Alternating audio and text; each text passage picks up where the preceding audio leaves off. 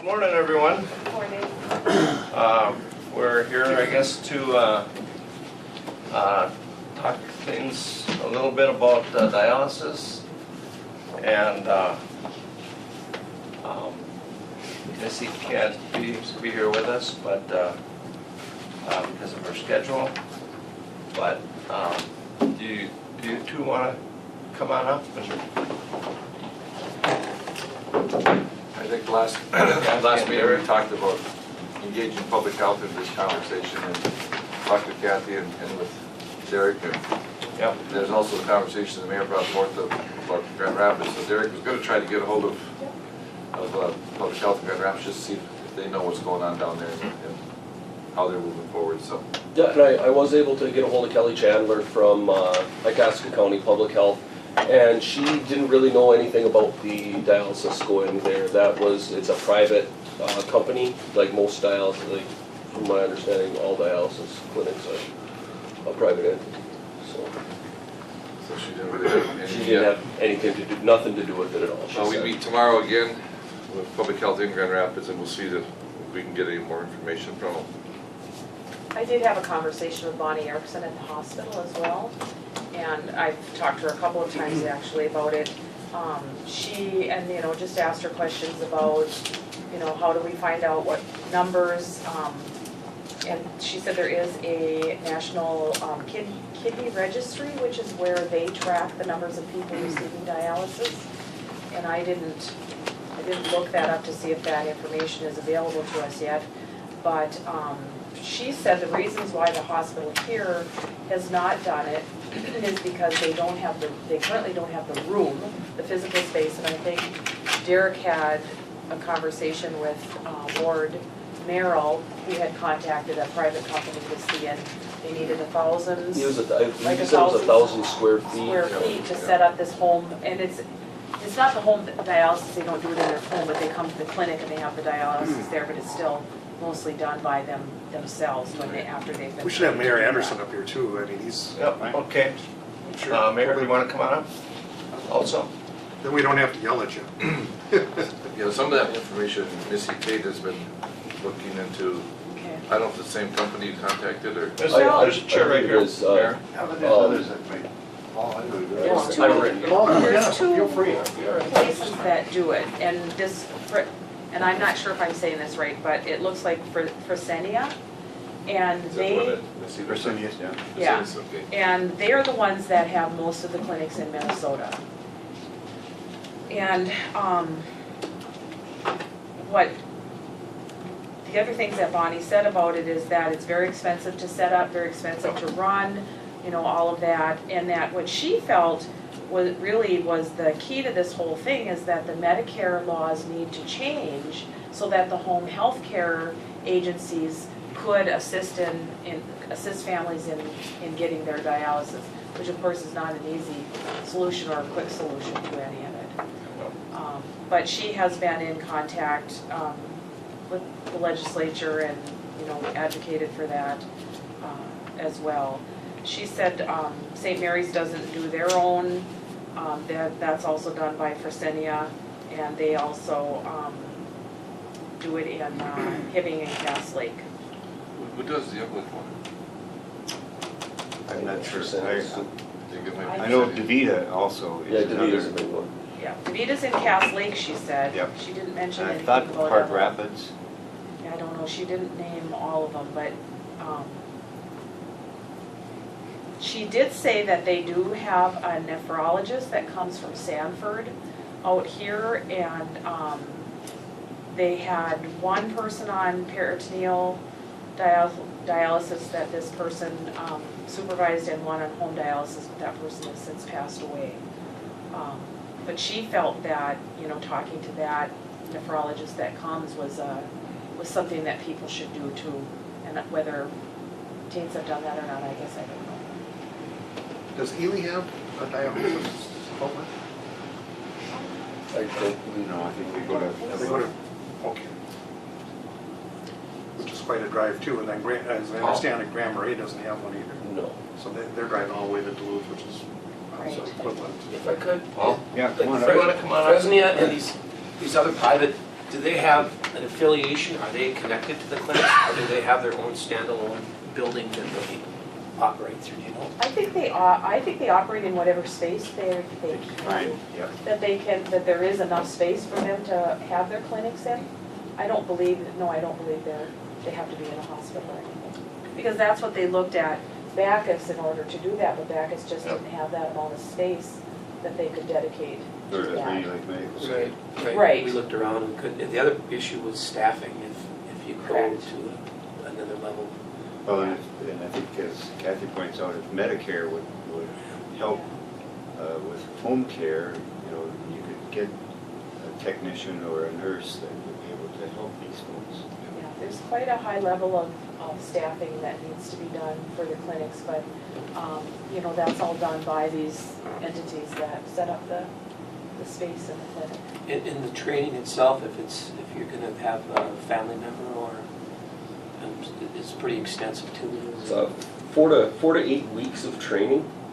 And the two places nearest us that actually provide the home dialysis training are Sanford Dialysis out of Bemidji and Fresenius Medical Care of Spirit Valley in Duluth.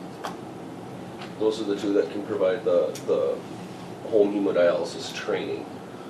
You'd have to go there for Yes. 4 to 8 weeks. for Yeah, the I don't training. know if you'd have to go to them. I couldn't find details about exactly how the training went, but I think they have a nurse that comes and trains the person in the home, since they're gonna be doing the dialysis in the home. Oh, okay. I think you have to go there. They won't send someone here. Okay. It's my understanding you have to go there. Okay, yeah, it didn't spell it out on They're there.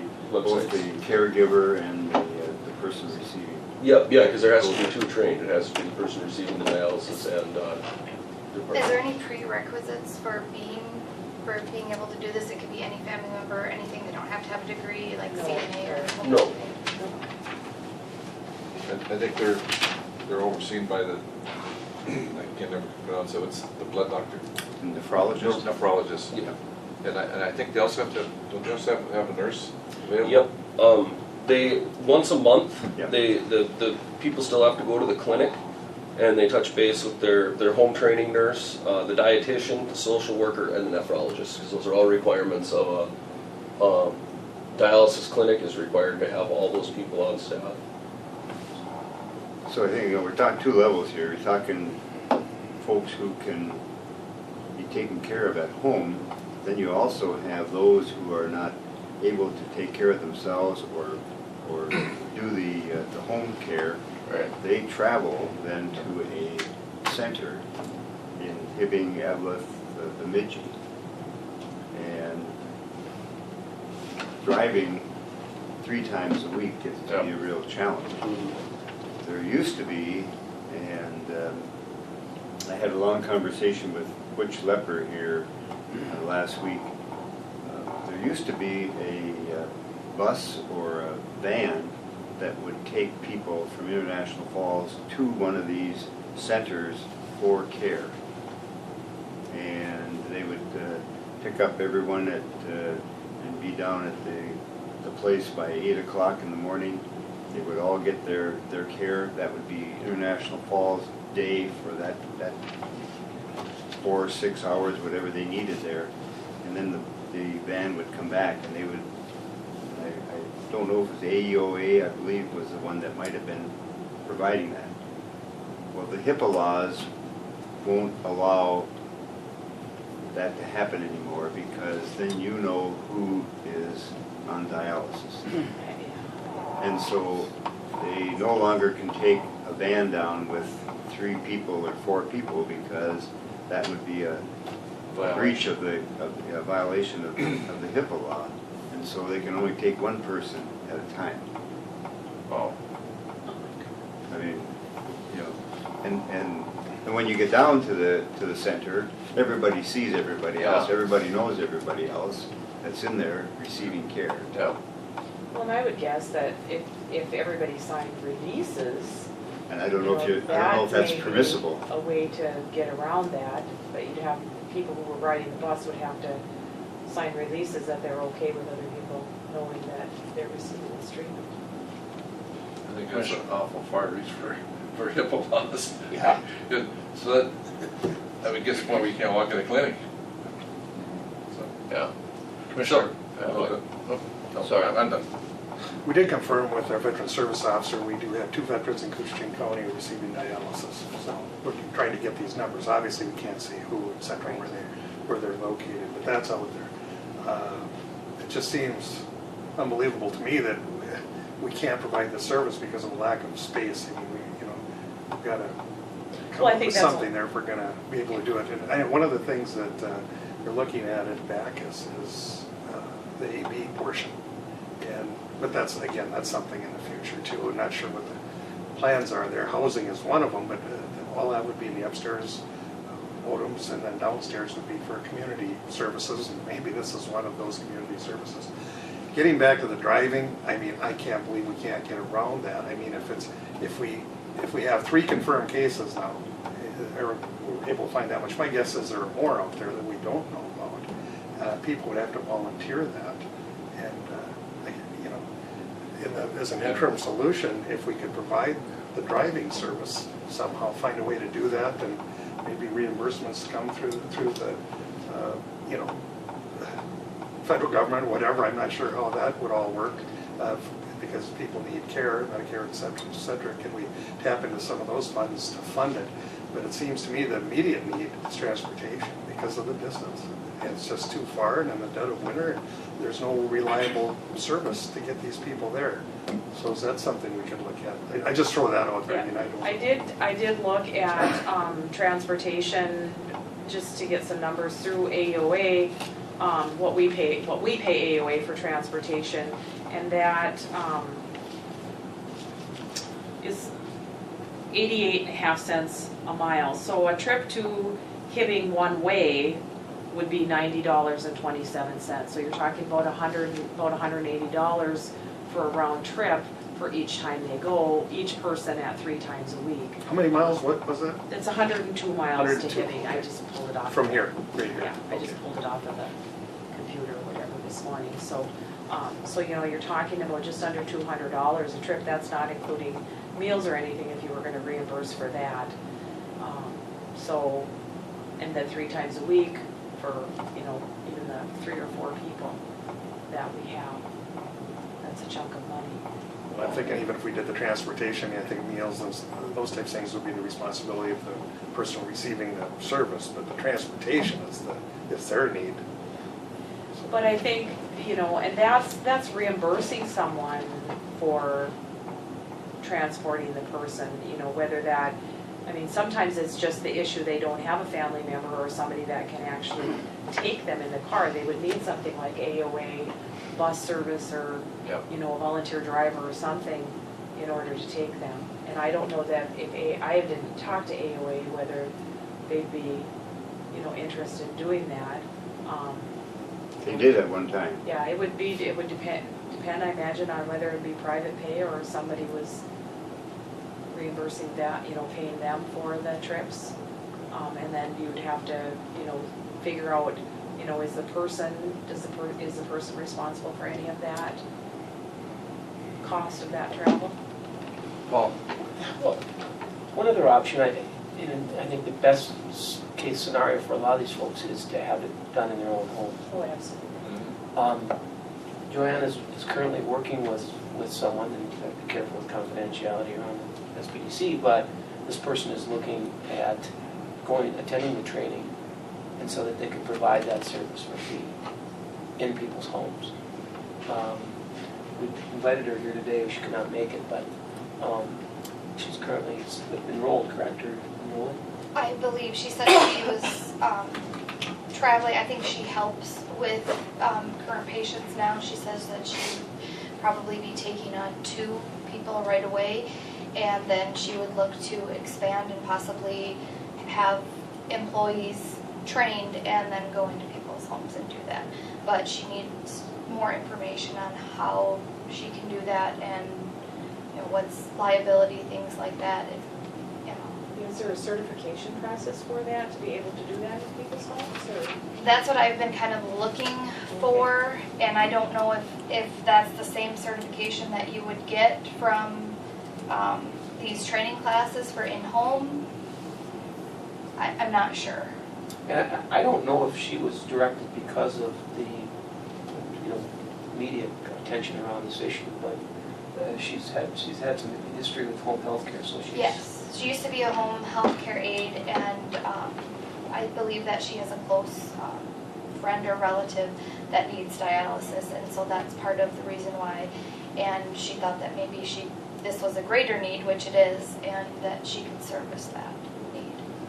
The person then receiving the care with her assistance would still need to be connected with these other entities then too. Right, yes. So I believe that she would just be doing the at-home dialysis portion, and they would still have to go to the clinic to see, Once a month. yeah, So she would probably be a technician level, and then the nurse is the next level of care before the nephrologist. So this person would be the one who would have the 6-day weeks of training and would be able to.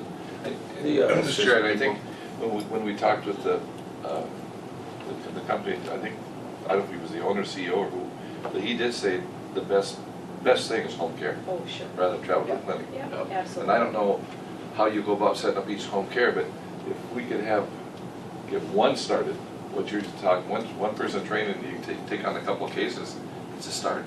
right. But I don't know how they go about getting the units, the cost, and if that's Insurance. reimbursable insurance or what, I don't know. Insurance, from what I've read, insurance typically covers the cost of it. For the home care For the in-home. equipment and stuff, and, yeah.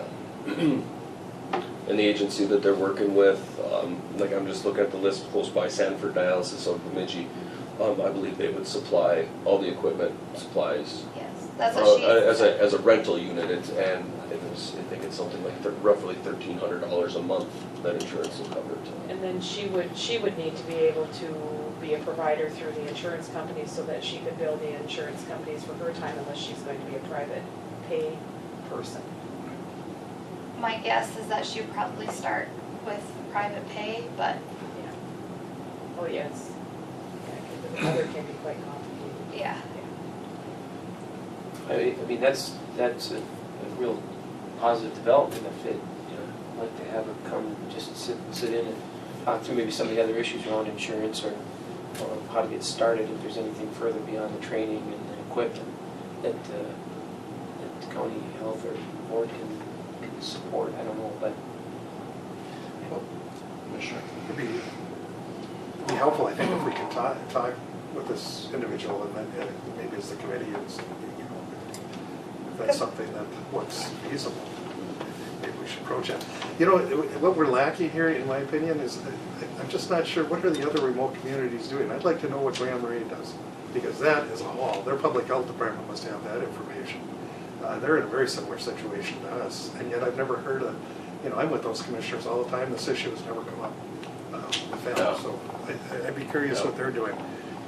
And maybe if we could find out what other communities are doing, maybe they're in the same boat we are. People are traveling all the way to Duluth probably in their case, so. I have a director's meeting on Friday too, I can explore some. Okay, yeah, that would be great. That would be great. Yeah. That would be very helpful. But, and it depends on whether they have someone in their community that needs it too, They are smaller communities and maybe they don't.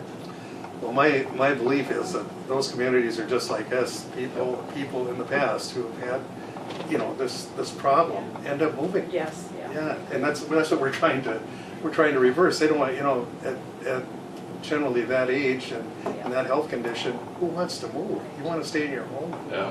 Getting back to Brian's point, I mean, that's what they did tell us. Home treatment is the best, and I can see why. That's your security when you're older, especially. Paul? The veterans that are receiving it, is there still veterans transportation? Two VA centers. Yes. Yeah. Two VA centers, okay. Yeah. So if they're getting dialysis, they have to find their own. We don't know what their treatment is, Oh. how they're doing it. Yeah. If they're traveling or if it's in home or. We could find out more information, but obviously identities are protected, like Yes. we were talking about, so. Well, But at least we know, that's what when we found that out, well, like I say, that's three that we can confirm, and I'm sure there are more. Well, we'll take a look at this National Kidney Registry too and see if they have statistics for our area or Okay. So I'm not sure what that registry looks like. I mean, I'm sure it doesn't have names and stuff, but maybe it has statistics as to how many people we have in our county Right. that are in need of dialysis. No, It Brian? it just looks right now that the numbers we have in this community would not support a centralized dialysis unit. Correct. I think we need to go with what Joanne's saying and get somebody trained and start the in-home units and it's better care. It's private, you're home, you're comfortable, you're not traveling. People could be trained on their own for the home care if they have a husband, wife, daughter, son, Correct. whatever that could train with them as their dialysis partner. So It's a commitment though, it's 8 weeks. Yep. Yeah. Yeah, it's Yep. a long time. And you're traveling for that too, I mean, you're not, And do we know the cost of that, to do that? I believe the training would be covered by insurance from what I've read. No, but for a private person, get trained up to that level. Or Medicare, you think? Yeah, Medicare, yeah, from what I've read, it'll be covered by Medicare and their insurances to be Right. trained in home dialysis. But for what Joanne's saying, for this person to get trained, would they have to pay? I mean, it's like I would taking guess college so. courses, I imagine, Yeah. it's, I would, assume so. I would guess so, You're gonna yeah. have an investment. yeah, Lake Superior College, it's a 16 credit dialysis patient care technician certificate, Okay. so. 16 credits? 16 Yeah. credits. well, that's a quarter or semester. That was my other thought too, is, we brought this up with the private folks, is we've got people enrolled at the community college in the nursing program. If there was a private business that started out small, but if they could work in conjunction and maybe take one of those students and maybe all of a sudden it makes sense for them to go through the training, so then you've got, Paul or Joanne, contact Danita, just see what she knows about it. If there's something for any river beat, might be a little niche there, and it's not a big time course or anything, but Well, maybe they could even access the class remotely Absolutely. through the college. Yep. And Yeah. if you would do the have webinar. somebody here, Yeah, that Yeah. webinar, whatever it is, yeah, that, telepresence. tell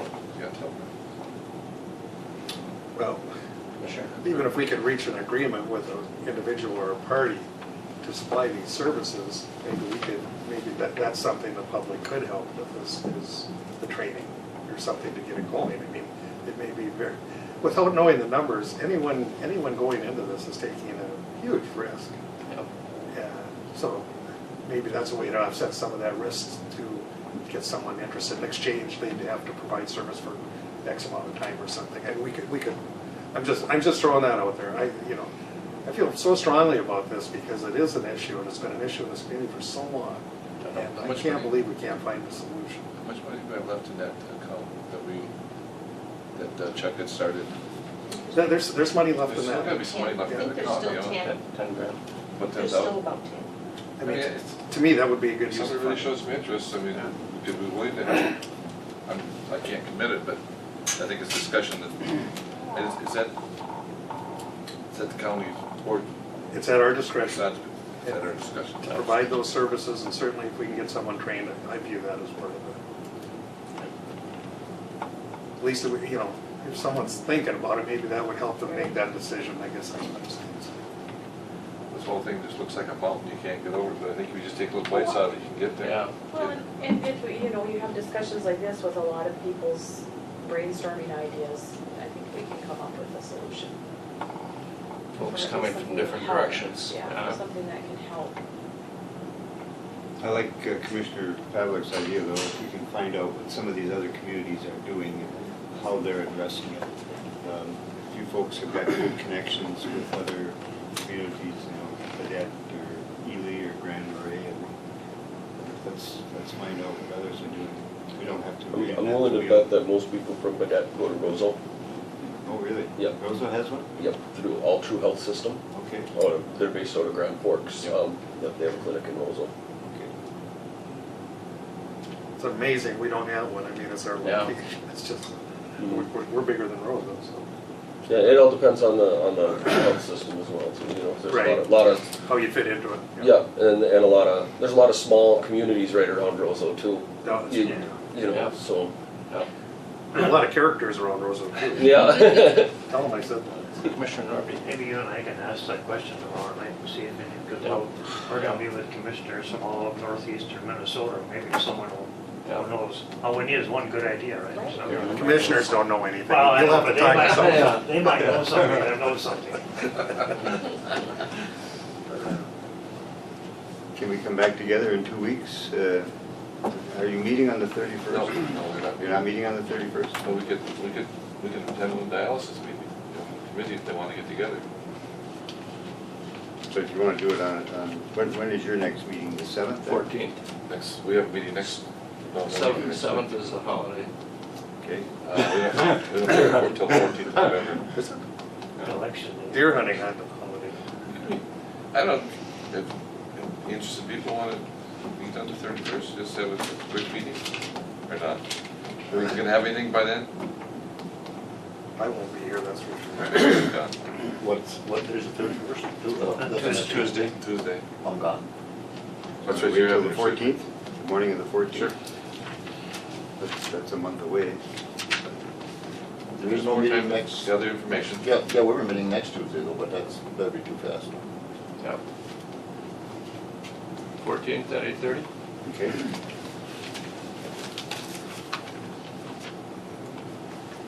Thank you for all the work you guys have been doing on this, appreciate that. Well, and hopefully, maybe by that time, Joanne, you'd be able to talk with this individual again, and maybe they could be with us. And Danita from the college. And Danita, yeah. That may be another way to do it, if we were gonna supply any funding, maybe we do it through the college. You know, they do the training or something. Sure. There's a lot of angles to that, so. Yeah. I'm sure they'd be interested whether the numbers will work out or not, but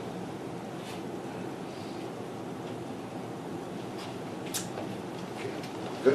Thank you, everybody. Sounds good. Appreciate it. Thanks, everyone, for coming in.